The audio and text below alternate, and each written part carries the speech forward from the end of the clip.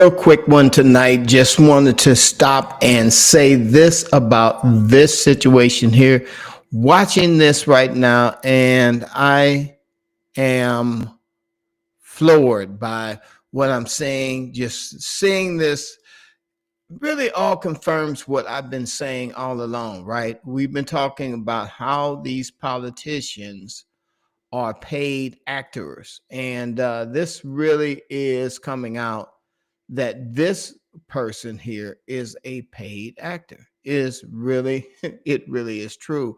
So I wanted to make this quick video just tonight to say this about her because again, I've been talking about it and I've been saying it, and I said, well, let me just make this quick video to get it out there and just say, hey, look, these people are paid. And it's just, you can see that they are being paid. I don't know whether they're being paid by an official group of people, or is it just that when they get there in those positions, they are being told what to say and how to do.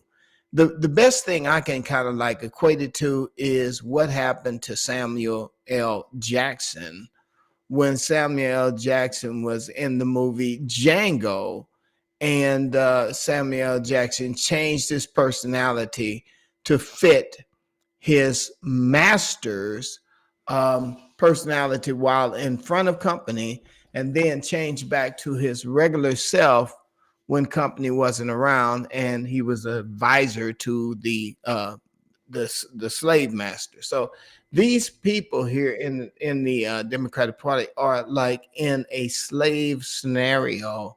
Seemingly to me, that's the way it is. It's like your slave master. If your slave master wants you to do something, you do it. If your slave master doesn't want you to do something, you don't do it. You're doing it because, again, it is lucrative to do what they tell you to do.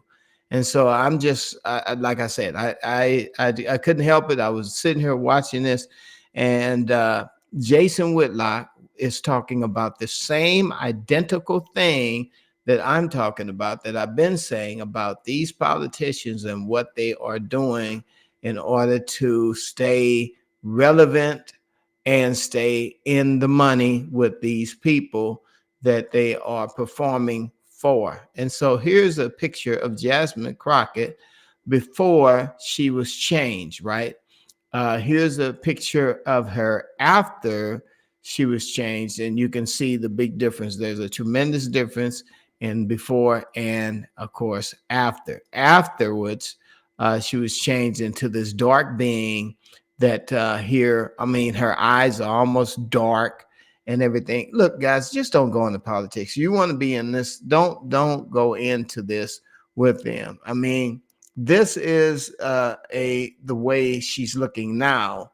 This was the way she was looking before she was tapped for this position in Congress, right?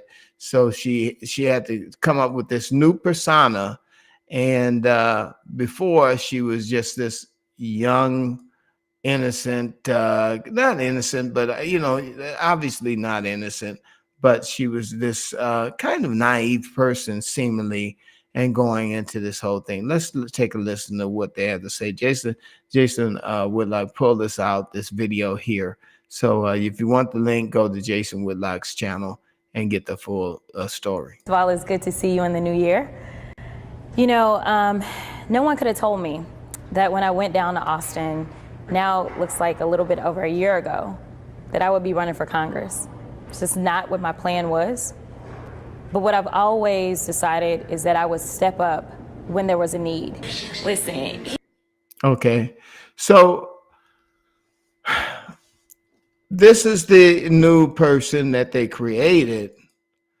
And this is the person that she was before, and then the person that they created. Now, obviously, these are the same people, but the point that I'm saying is that I guess when you're in a job interview, you're going to put on your best image, your best behavior. You're going to be who they want you to be. But once she got the job, see, she was also became the person they wanted her to be. She was auditioning at this point here. And then when she got it, They told her, listen, this is the way you got to be. You got to be loudmouth cussing.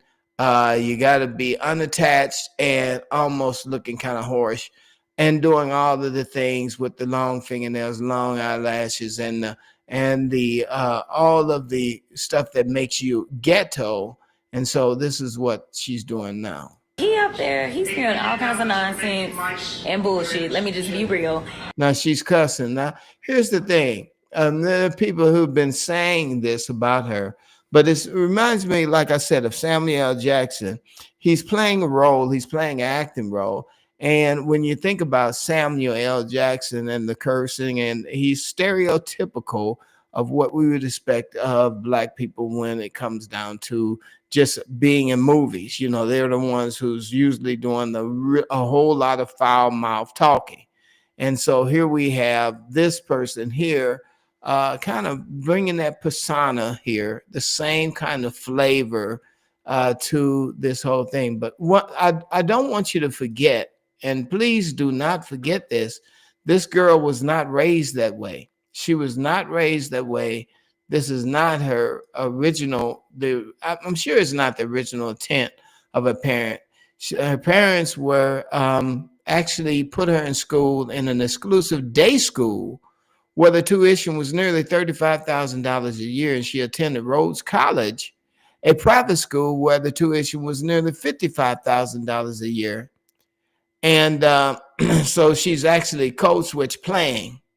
She's playing a gangster role in her new role, but when she was in school, she was at this mostly white white college, white high school with, not that many Black kids have that kind of money to put out for private education like that, right? So, and then she's middle class parents, where the parents probably did a lot of work struggling to get her to that level. She's the pastor's daughter, and the pastor and the pastor's wife, right?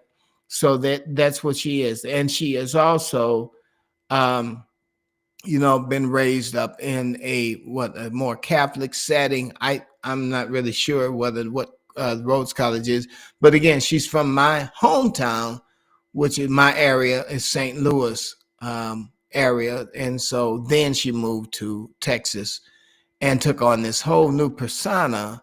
And now she's out there doing the devil's work, right? So it's like that. It's the devil's work, because when you think about the devil is going to ask you to do things that are going to go against common sense, decency, and God.